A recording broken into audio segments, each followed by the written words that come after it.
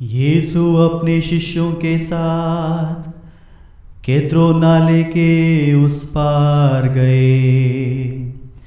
वहाँ एक बारी थी। उन्होंने अपने शिष्यों के साथ उसमें प्रवेश किया। उनके विश्वासघाती यूदस को भी वह जगह मालूम थी, क्योंकि यीशु अक्सर अपने शिष्यों के साथ वहाँ गए थे। इसलिए यूदस पलटन और महायाजकों तथा फरीसियों के भेजे हुए प्यादों के साथ वहाँ पहुँचा। वे लोग लालटेनें, मशालें और हथियार लिए थे। यीशु यह जानकर कि मुझ पर क्या क्या बीतेगी, आगे बढ़े और उनसे बोले, किसे ढूंढते हो? उन्होंने उत्तर दिया, यीशु नाज़री को। यीशु ने उनसे कहा, मैं ही हूँ। वहाँ उनका विश्वासघाती यूदस भी उन लोगों के साथ खड़ा था। जब यीशु ने उनसे कहा, मैं ही हूँ, तो वे पीछे हटकर भूमि पर गिर पड़े। यीशु ने उनसे फिर पूछा, किसे ढूंढते हो? वे बोले, यीशु नाज़री को।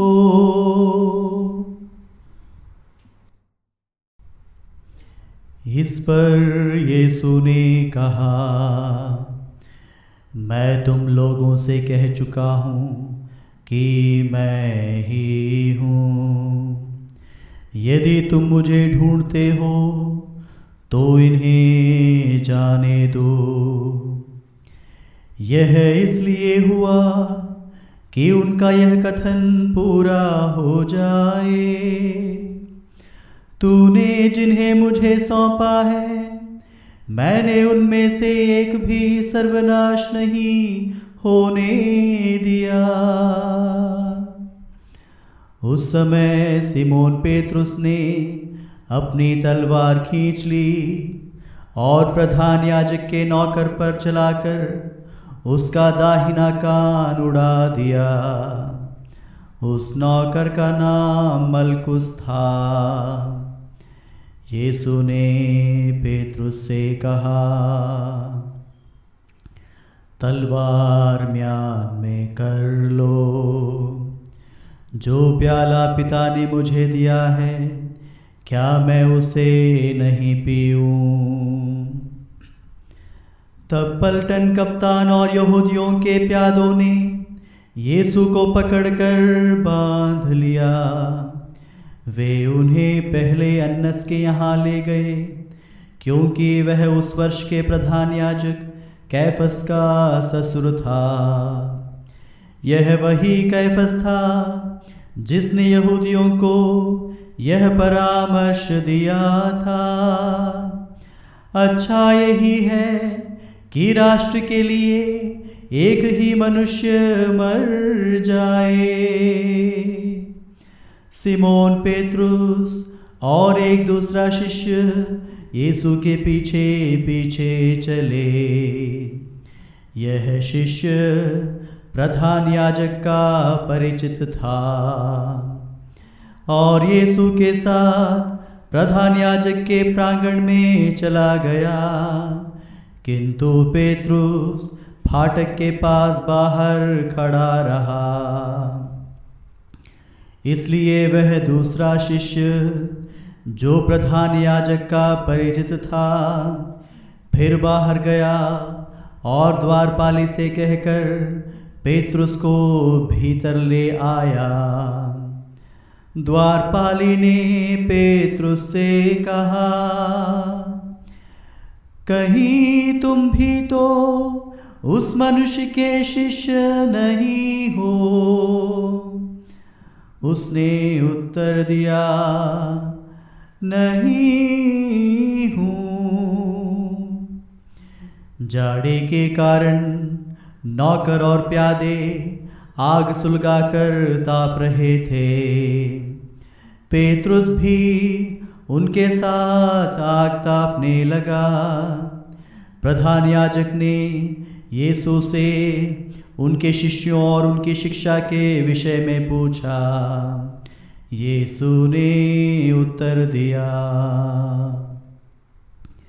मैं संसार के सामने प्रकट रूप से बोला हूँ।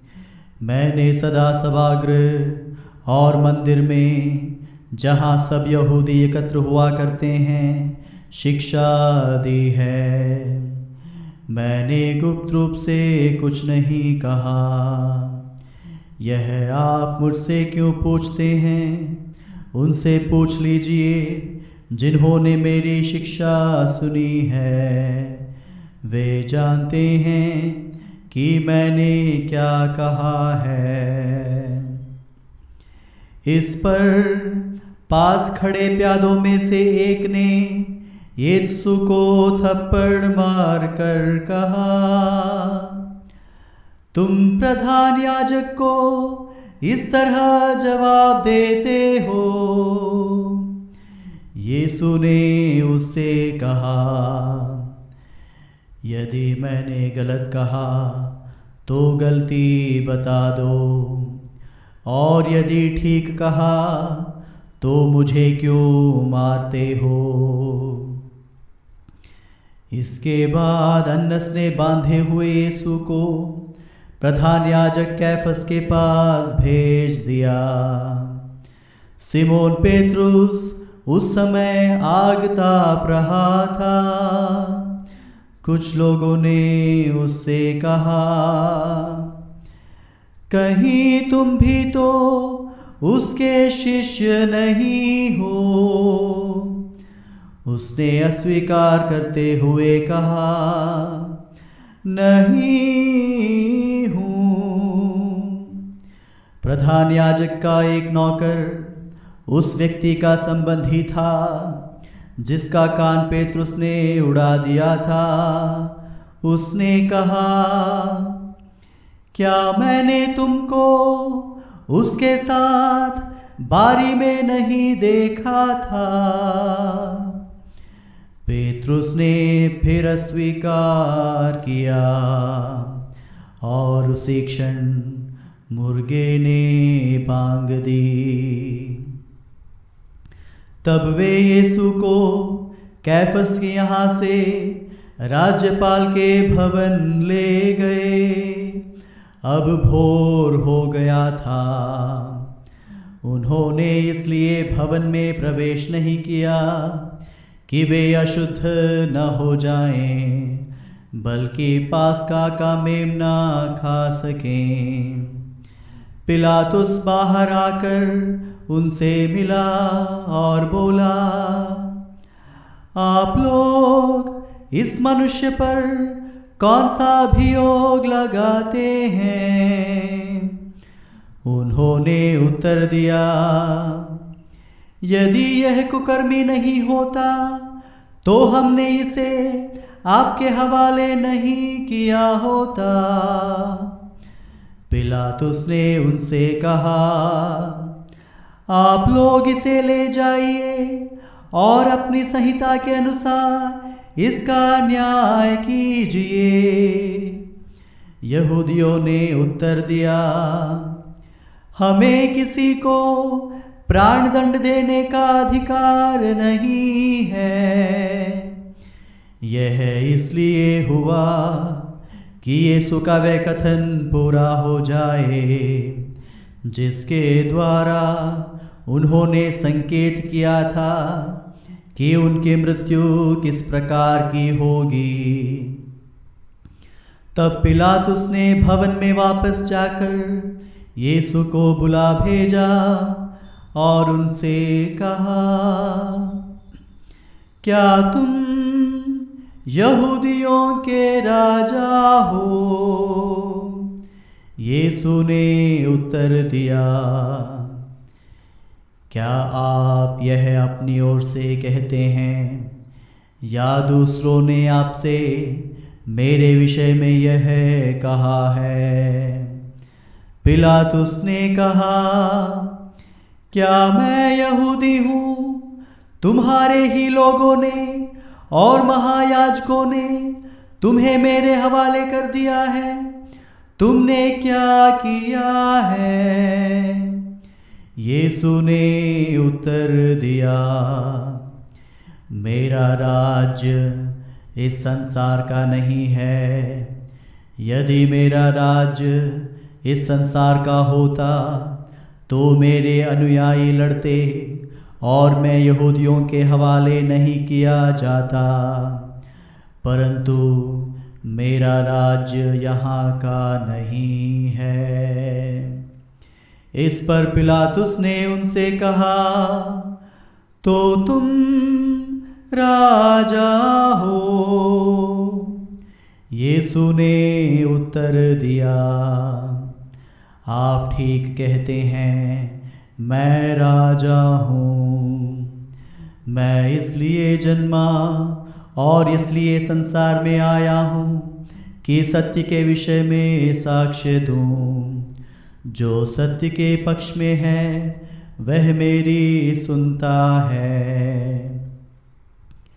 पिलातुस ने उनसे कहा, सत्य क्या है?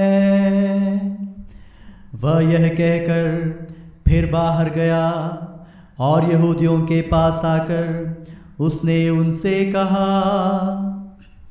मैं तो उसमें कोई भी दोष नहीं पाता हूँ, लेकिन तुम्हारे लिए पास्का के अवसर पर एक बंदी को रिहा करने की प्रथा है।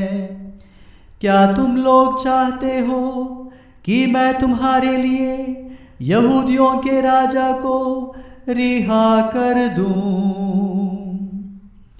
इस पर वे फिर चिल्लाने लगे, इसे नहीं, बराबस को। बराबस तो डाकू था। तब पिलातुस ने यीशु को ले जाकर कोड़े लगाने का आदेश दिया। सैनिकों ने कांटों का मुकुट गूंथकर उसके सिर पर रख दिया और उन्हें बैंगनी कपड़ा पहनाया। फिर वे उनके पास आकर कहने लगे, यहूदियों के राजा प्रणाम। और वे उन्हें थप्पड़ मारते जाते थे। पिलातुस ने फिर बाहर जाकर लोगों से कहा, देखो, मैं उसे तुम लोगों के सामने बाहर ले आता हूँ, जिससे तुम यह जान लो कि मैं उसमें कोई भी दोष नहीं पाता हूँ। तब यीशु कांटों का मुकुट और बैंगनी कपड़ा पहने बाहर आए। पिलातुस ने लोगों से कहा, यही है वह मनुष्य। महायाजक और प्यादे उन्हें देखते ही चिल्ला उठे, इसे क्रूस दीजिए, इसे क्रूस दीजिए। पिलातुस ने उनसे कहा, तुम ही इसे ले जाओ और क्रूस पर चढ़ाओ। मैं तो इसमें कोई भी दोष नहीं पाता।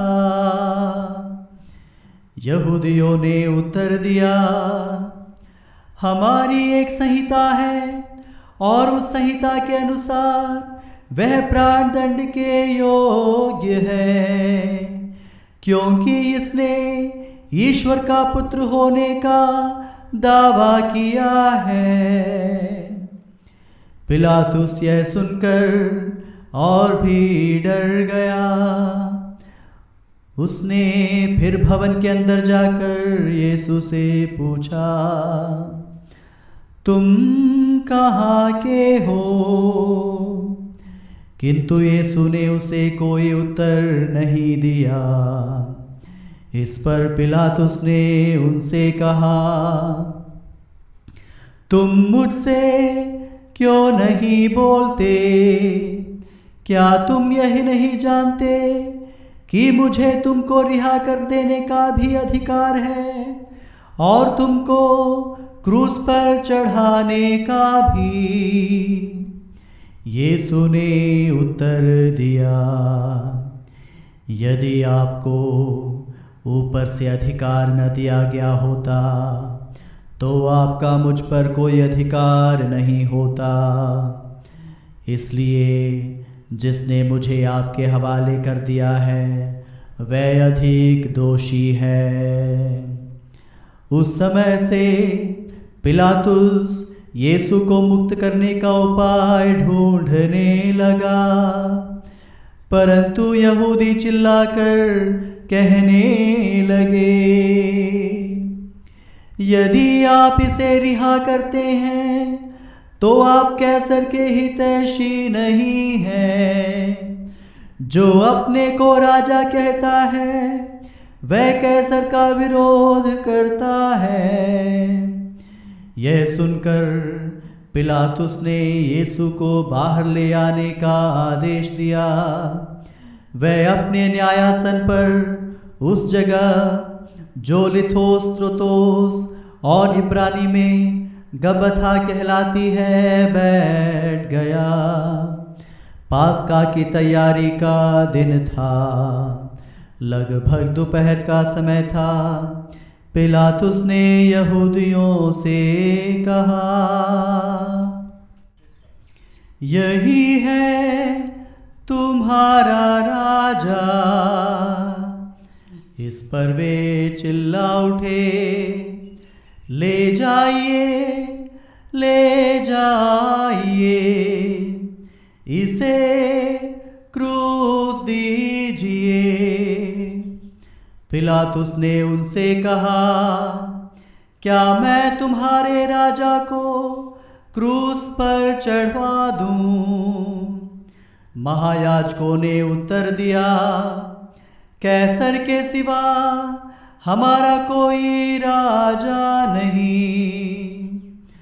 तब पिलातुस ने यीशु को क्रूस पर चढ़ाने के लिए उनके हवाले कर दिया। वे यीशु को ले गए और वह अपना क्रूस ढोते हुए खोपड़ी की जगह नामक स्थान गए। इब्रानी में उसका नाम गोलगोथा है। वहाँ उन्होंने यीशु को और उनके साथ और 2 व्यक्तियों को क्रूस पर चढ़ाया, एक को इस ओर, दूसरे को उस ओर, और बीच में यीशु को।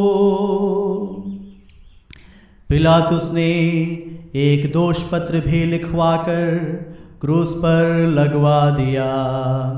वह इस प्रकार था, यीशु नाज़री, यहूदियों का राजा।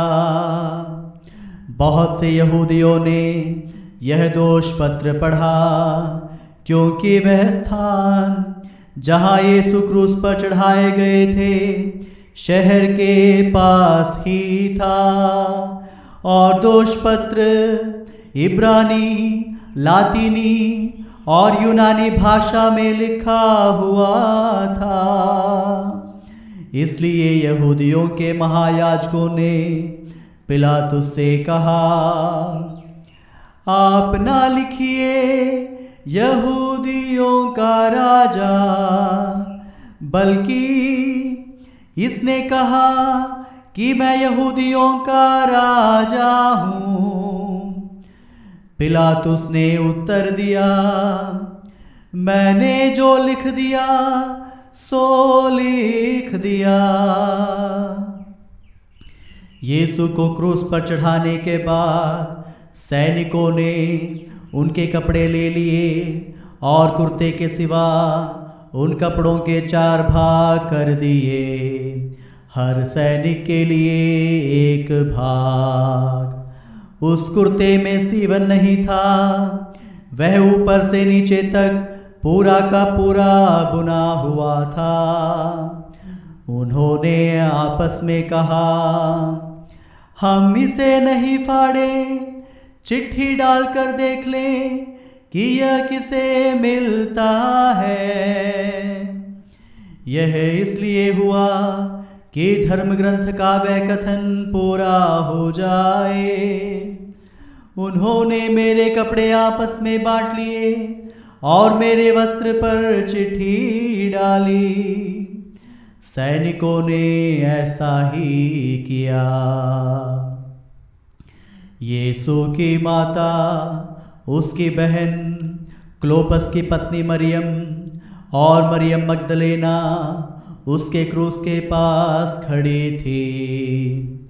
यीशु ने अपनी माता को और उनके पास अपने शिष्य को, जिसे वे प्यार करते थे, देखा।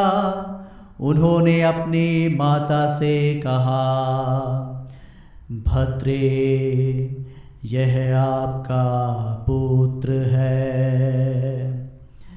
इसके बाद उन्होंने उस शिष्य से कहा, यह तुम्हारी माता है। उस समय से उस शिष्य ने उसे अपने यहाँ आश्रय दिया। तब यीशु ने यह जानकर कि अब सब कुछ पूरा हो चुका है, धर्म ग्रंथ का लेख पूरा करने के उद्देश्य से कहा, मैं प्यासा हूँ। वहाँ खट्टी अंगूरी से भरा एक पात्र रखा था। लोगों ने उसमें एक पनसोखता डुबाया और उसे जूफे की डंडी पर रखकर यीशु के मुंह से लगा दिया। यीशु ने खट्टी अंगूरी चख कर कहा, सब पूरा हो चुका है, और सिर झुकाकर प्राण त्याग दिए।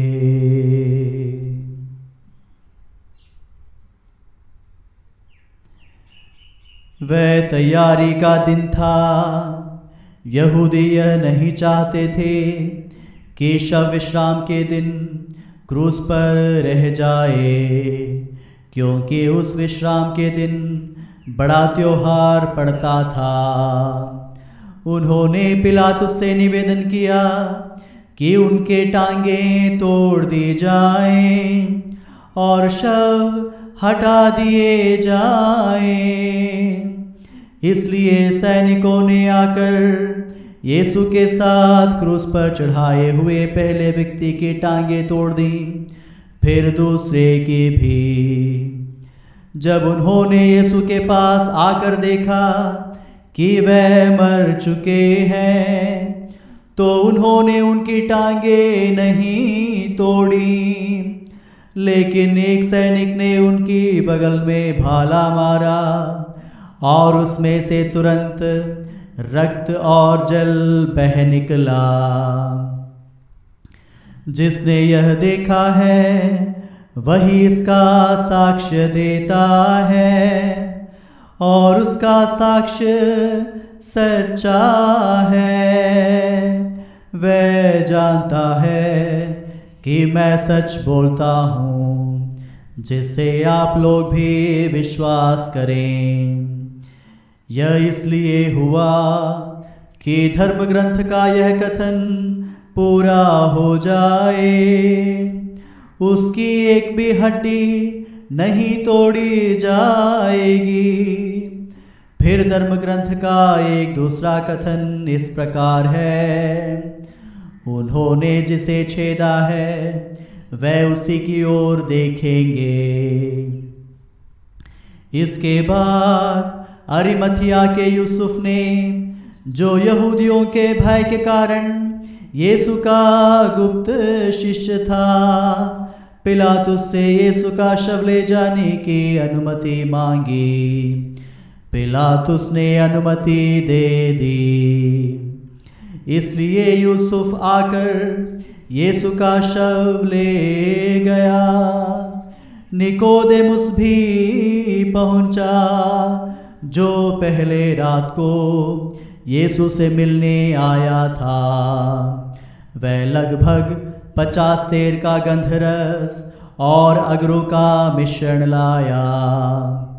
उन्होंने यीशु का शव लिया और यहूदियों की दफन की प्रथा के अनुसार उसको सुगंधित द्रव्यों के साथ छालटी की पट्टियों पर लपेटा।